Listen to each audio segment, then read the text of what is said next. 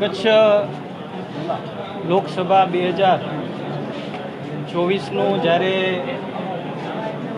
પરિણામ જાહેર થયું છે ત્યારે જે પ્રકારે કચ્છ અને મોરબીની જનતા અને મતદારોએ ત્રીજી વખત મારા ઉપર વિશ્વાસ અને ભરોસો મૂક્યો છે.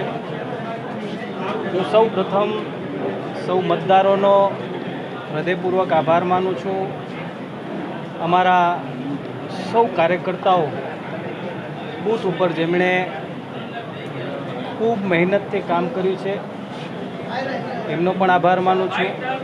દેશના યશસ્વી વડાપ્રધાન શ્રી નરેન્દ્ર મોદી સાહેબ, એમની લોકપ્રિયતા, કચ્છની અંદર છેલ્લા 10 વર્ષથી કેન્દ્ર સરકારના માધ્યમથી થયેલા વિકાસના કાર્યો, રાજ્ય સરકાર દ્વારા પણ મુખ્યમંત્રી શ્રી ભૂપેન્દ્રભાઈ પટેલ સાહેબના નેતૃત્વમાં થયેલા વિકાસના કાર્યો અને જે પ્રકારે અમારું પ્રદેશ અને કેન્દ્રના નેતૃત્વએ મારા ઉપર જે ભરોસો વિશ્વાસ મૂક્યો હતો અને મતદારોએ આજે જે પ્રકારે મને ત્રીજી વખત કચ્છ મોરબી લોકસભાની આ સીટ ઉપર સેવા કરવાનો જ્યારે અવસર આપ્યો છે ત્યારે હું હૃદયથી મતદારોનો આભાર માનું છું અને આપ સૌ લોકોનો પણ સતત ને સતત 10 વર્ષ સુધી મને સહકાર મળ્યો છે.